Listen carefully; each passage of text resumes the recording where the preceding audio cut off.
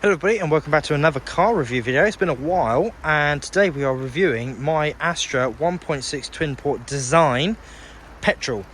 Now I've owned this for about 6 months and the mate before me, who I bought off for about £75, had owned it for about 3 years. So I'm just going to go through what I have enjoyed and not enjoyed about this car, the problems with it, some known issues with these cars, as well as his issues as well and stuff like that.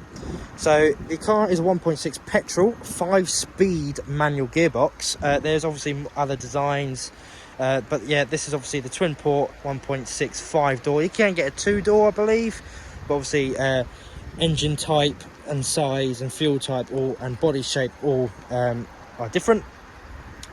Now this one does have the optional design fog lights installed on the front and the rear, and the engine for absolutely fine, revs up, starts up absolutely fine. I've never had an issue, never has he, apart from the only issue that we have had, and his in ownership, and that's why I bought it for so cheap, is that the car won't rev over 3,500 RPM.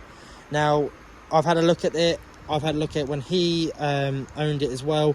I reckon it's the ECU because it's had a whole service, always been serviced every year.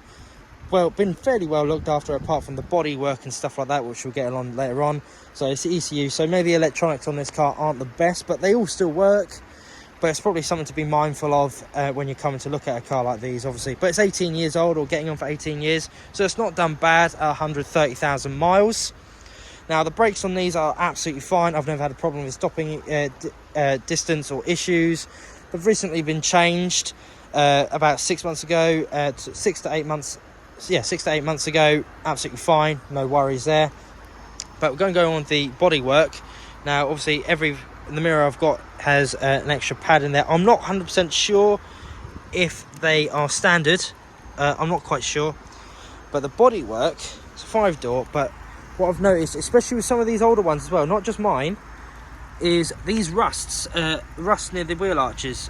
So you've got this front one, which is, funny enough, growing moss. It's gotten that bad. So this car quite literally is going green. It is an eco-friendly car. So obviously the eco-mentalists will love that. Bodywork, always a bit rusty round here. Never up there for some reason. I'm not quite sure why. You've also, with the design, you've got the body colour coordinated bumpers, same colour, so it's not black. As well as you've got some rust on here with the paint peeling as well and coming off, as well as on the front driver's door leaking as well. Not leaking, should I say, rusting up as well. Now if we come on to the boot, some of the interior features now. Boot is very, very well sized. As it is, obviously it's not a Corsa, it is an Astra, and you can get easily probably a suitcase in there and your shopping on top. With this, obviously you've got all your electronic for easy access there. You've got some there as well as a nice little strap for maybe having like screen wash or coolant there for like emergencies, as well as a full size spare wheel with the toolkit underneath as well. So it's beautiful. It's probably the cleanest thing in this car. Nicely well sized parcel shelf, put some stuff on it or hide it as well. And the back seats do all fold in like so, and it's the same on that side as well. When they go fully flat, it's a massive boot, so it's ideal if you are wanting to have a even bigger boot for such as long journeys when there's 2 people. Interior wise as well, every single door does have electric switches for the windows, and they all work. And with the design as well, there is the optional half leather, half cloth trim as well, which I think has held up quite nicely, apart from obviously the stains, but it is an 18-year-old car. Coming into the car, every single door does have the switches with them, as well as electric mirror adjustment, which is a cool little feature as well. It is not the best car in this, meaning that it's an 18-year-old car, but obviously with these, you do have, you've got your front and rear fog lights, as well as auto lights as well, cruise control and headlight adjustment as well. I don't believe there is an auto function for the wipers, unfortunately, so it's not that high tech. It's very basic as well. You've got just a radio, and your heater controls, but after they start absolutely fine. You've got aircon built in as standard. Now, one thing I have noticed though, cup holders aren't really a thing in this car. You've got a square thing, no bigger that can hold a can, and nothing more that can probably hold a carton of juice or anything like that in the door pockets, which is pretty naff, because I can not even get my hand in there, and I'm not that big handed. Apart from that though, steering wheel feels absolutely fine. You've got a steering rack adjustment height, and maybe not the level to and from, just the height adjustment. Apart from that though, steering feels fine with central locking inbuilt. The car is very nice and responsive as well, revs up. But obviously with this car it doesn't rev over 3,500, but there's no warning lights, only 130,000 miles, so it's not done too bad either. So legroom for this car isn't the best either. That's where the car seat was sat, where I've just started to drive it and stuff like that. Not the best for long journeys. It's ideal if you're just looking for a quick 30-minute trip, but how often are you going to have people in the back? It doesn't have ISOFIX, but there is plenty of headroom, and I'm only 5'10". If you're 6 foot, you're absolutely fine. You've got your backlights as well, all independent, which is absolutely great.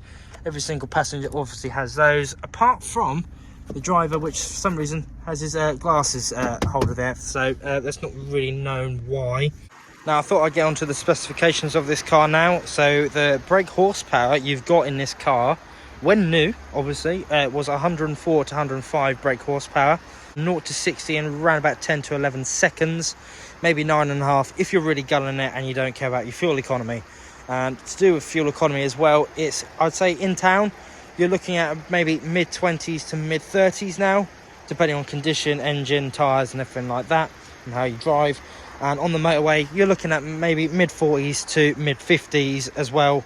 And the emission standard on this is Euro 4, so it is going to be fairly highly taxed, which I do believe is £140 a year.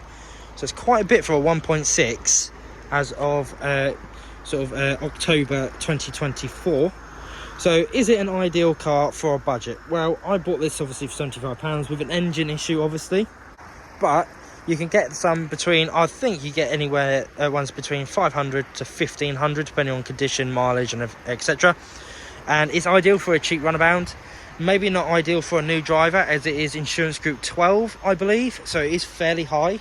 The insurance on it can be quite a bit, but if obviously you're a bit of a more novice driver, obviously who's got some years under your belt with no claims, it's ideal if you're looking for a really cheap biff about, something like that, but you don't mind getting dings and scratches and everything like that.